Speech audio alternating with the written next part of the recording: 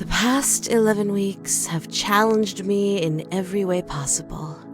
But, despite everything, I've still managed to defeat every one of my adversaries.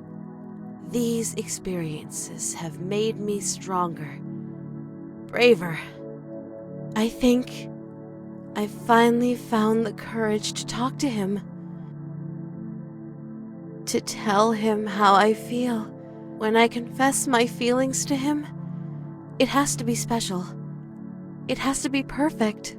I don't believe in the myth about the cherry tree behind the school, but I can't think of any place more appropriate for my confession. Today, I'm going to tell him today, Senpai. Please accept my feelings.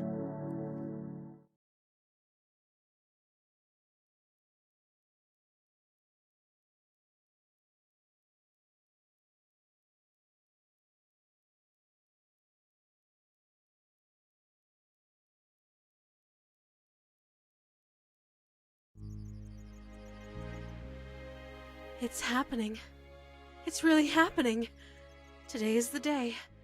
The day I finally tell him how I feel. It's taken so long. But now I'm ready. I'm ready to... Stop right there, Ryoba Aishi. What? It's you. You are under arrest on suspicion of the murder of Sumire Saitozaki 11 weeks ago. And your connection to at least one other person's disappearance. Wait, please. There must be some mistake. I had nothing to do with... Oh no. You're not going to sweet-talk your way out of this one. Your innocent schoolgirl act won't save you this time. What evidence do you even have? I've been questioning your classmates over the past couple of months. They've noticed a pattern in your behavior. That boy over there, the one under the tree. You've shown a keen interest in any girl who developed feelings for him. And some of those girls have gone missing. How convenient for you. What's happening here is obvious. You're eliminating any girl who tries to take that boy away from you. And Sumire was your first victim. No! I would never hurt anyone! I swear! I'm innocent! You have to believe me! Save it for the judge. Cuff her, boys.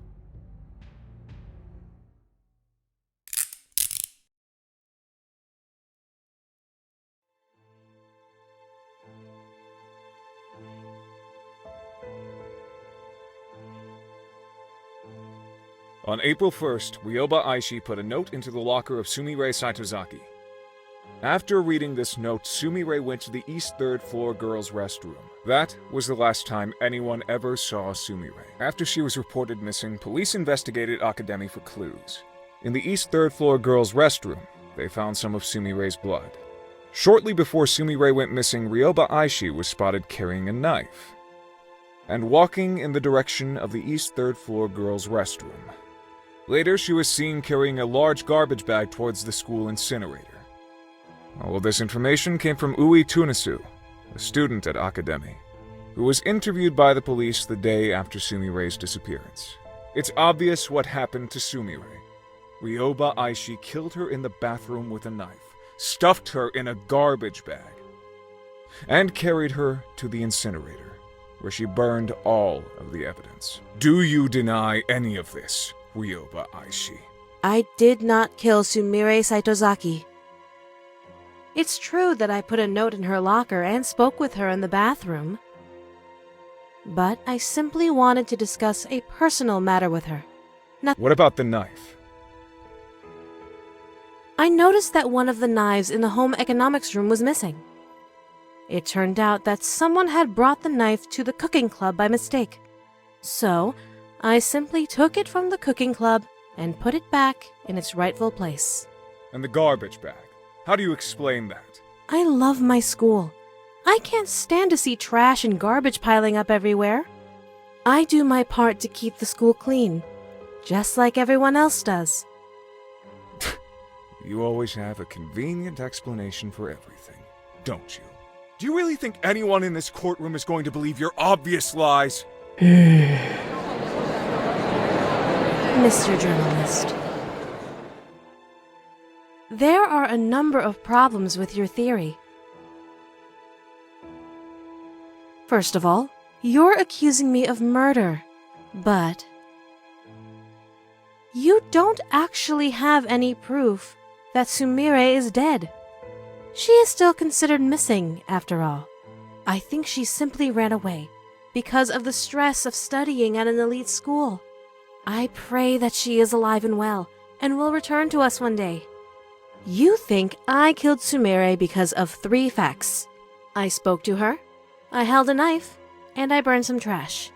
However, none of these things are grounds for suspicion. Every day at school, dozens of students talk to each other, touch objects that could be used as weapons, and carry garbage bags to the incinerator. There was nothing unusual or suspicious about my behavior. You know, I think I finally figured out what's going on here, Mr. Journalist. Your apprentice, Sonoko Sakanoe, became a celebrity after she stopped a killer. You're desperate to pin a crime on me because you want to be a celebrity too. The only reason that any of us are in this courtroom today is because you're deeply insecure that your apprentice has accomplished more than you. Order! Order in the court! It's true that there is no smoking gun evidence linking you directly to a murder. However, with that said, over the past 11 weeks, you have demonstrated behavior that is suspicious, if not outright incriminating. Your classmates have testified that you've been stalking a certain boy at school, following him when he goes shopping, following him when he walks home. By all accounts, you're absolutely obsessed with this boy. Furthermore, every time a girl begins to show signs of interest in him, something always happens that removes the girl from his life. You can't possibly expect anyone to believe that these facts are mere coincidence. Clearly, you are sabotaging the boy's love life in order to keep him single. And who else had a crush on that boy? That's right, Sumire Saitozaki. You've been eliminating every girl who comes between you and that boy. And Sumire was your first victim.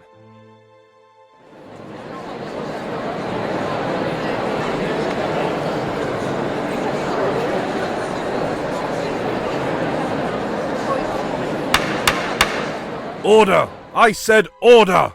Enough conjecture. Let's go over the facts.